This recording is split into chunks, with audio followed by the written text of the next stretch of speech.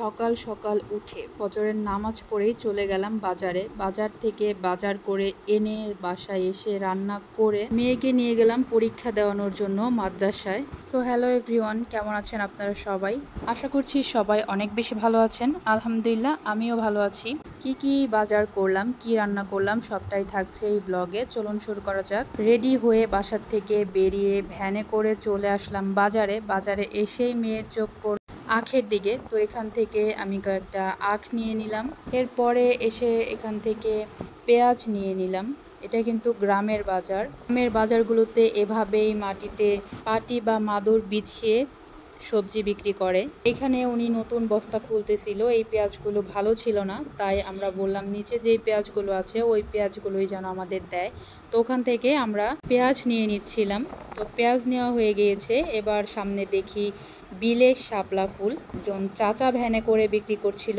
শাপলা ভাজি কার কার ভালো লাগে কমেন্ট করে জানাবেন, আমার কিন্তু ভীষণ ভালো লাগে। চাচার থেকে 20 টাকা দিয়ে এক আটি শাপলা আমরা নিয়ে নিয়েছি। তারপর চলে আসলাম করলা নিতে। করলা আমার ভীষণ পছন্দ, তো এখান থেকে আমি করলা নিয়ে নিয়েছি। তারপর ছিল ধনিয়া পাতা, ধনিয়া পাতাটাও নিয়েছি, সাথে বেগুন আর শসাও নিয়েছিলাম। যে নেওয়া শেষ, এবার চলে আসলাম মাছের বাজারে। মূলত এসেছিলাম ইলিশ মাছ কিনতে, কিন্তু ইলিশ মাছ বাজারে ছিল না সেদিন। দেখতে পাচ্ছিলেন দুইটা ইলিশ, এই দুইটা ইলিশই ছিল ছোট ছোট, দুইটাই 1 কেজি হয়েছে। এই দুইটাই আমি নিয়ে নিয়েছিলাম, বড় কোনো ইলিশ ছিল না। আর নিয়েছিলাম চিংড়ি মাছ। তো আমাদের বাজার শেষ, এবার চলে যাচ্ছি বাড়ির দিকে। বাজারে যাওয়ার আগে ডাল ভিজিয়ে রেখে গিয়েছিলাম, ডাল দিয়ে বড়া তৈরি করব। বাড়িতে এসে হাত মুখ ধুয়ে ডালগুলো ভালো করে ধুয়ে ব্লেন্ডার করতে চলে আসলাম। ডালের সাথে কাঁচামরিচ, রসুন আর পেঁয়াজও দিয়েছি। যদি শিল পাটায় বাটতে পারেন তাহলে আরও ভালো। পাটায় পেশা ডাল দিয়ে বড়া তৈরি করলে সেটার টেস্টই অন্যরকম হয়।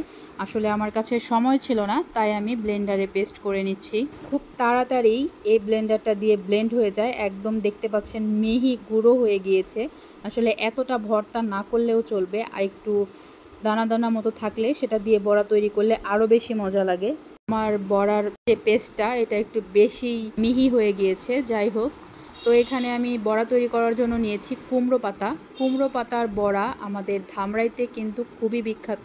অন্য কোথাও খাই কিনা জানি না, কিন্তু আমাদের ধামরাইতে কিন্তু কুমড়ো পাতার বড়া খুব পছন্দ করে।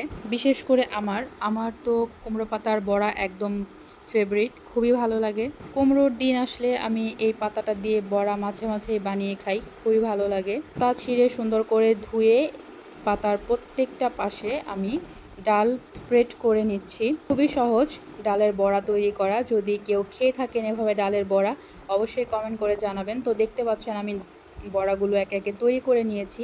খুব বেশি তেলও কিন্তু লাগে না, অল্প একটু তেল দিয়ে সুন্দর করে মচমচা করে ভাজলে খুবই ভালো লাগে খেতে। আমি তো একটা একটা করে ভাজছিলাম আর গরম গরমই খেয়ে নিচ্ছিলাম। এদিকে বড়া ভাজা হচ্ছে, আর মা এখানে শাপলা যেই ফুলগুলো কিনে এনেছিলাম ওইগুলোর ডাটা সুন্দর করে বেছে নিচ্ছে, এগুলো ভাজি করব। ডাটা যেভাবে ছিলে ঠিক সেভাবে সুন্দর করে ছিলে টুকরো টুকরো করে নিচ্ছি। আমার ভিডিও আপনাদের কেমন লাগে বা কোন টাইপের ভিডিও আপলোড দিলে আপনারা পছন্দ করবেন আমাকে কমেন্ট করে জানাবেন। এদিকে আমার বড়াগুলোও ভাজা শেষ। শাপলাগুলোকে বেছে লবণ দিয়ে মেখে রেখেছিল, কিন্তু সময় কম তাই পানি ঝরার জন্য টাইমও ছিল না। এর জন্য আমি চুলায় দিয়ে একটুখানি সেদ্ধ করে নিচ্ছি। সেদ্ধ বলতে হালকা ভাপিয়ে নিলেই হবে, যেন এটার পানিটা বের হয়ে যায়। এভাবে সেদ্ধ করে হালকা ভাপ দিয়ে পানি ফেলে দিলে রান্না করার সময় কিন্তু পানি উঠে না, আর ভাপ না দিয়ে নিলে রান্না করার সময় অনেক বেশি পানি উঠে যায়। তো আমি এগুলোকে হালকা করে ভাপ দিয়ে নিয়েছি। এবার জালিতে সুন্দর করে ঢেলে নিয়েছি। তারপর কড়াইয়ে তেল দিয়ে পেঁয়াজ, কাঁচামরিচ সব কিছু দিয়ে একটু লাল লাল করে ভেজে নিয়ে তার মধ্যে দিয়ে দিচ্ছি চিংড়ি মাছ। চিংড়ি মাছ বা যে কোনো মাছের মাথা, ইলিশ মাছের মাথা দিয়ে এই ভাজিটা কিন্তু খুবই ভালো লাগে। চিংড়ি মাছ দিয়েই কিন্তু বেশি ভালো লাগে এটা খেতে। আমি চিংড়ি মাছের মধ্যে শাপলা ডাটাগুলো দিয়ে নিচ্ছি। জাস্ট শাপলাটা ভাজি করে বড়া দিয়ে শাপলা দিয়ে খেয়ে মেয়েকে নিয়ে মাদ্রাসায় চলে গিয়েছিলাম। বাকি রান্নাটা মা করেছিল। আফরা কোন মাদ্রাসায় পড়ে, কোথায় পড়ে সেটা আপনাদের সাথে অন্য একটা ভিডিওতে শেয়ার করব। আমার ভিডিওটা কেমন লাগলো অবশ্যই কমেন্ট করে জানাতে ভুলবেন না। যদি ভিডিওর কোনো অংশ ভালো লেগে থাকে একটা লাইক এবং কমেন্ট এবং সাবস্ক্রাইব করে আমার চ্যানেলের পাশেই থাকবেন। পরবর্তী ভিডিও আপলোড দেওয়া পর্যন্ত সবাই খুব বেশি ভালো থাকবেন, সুস্থ থাকবেন। আল্লাহ হাফেজ।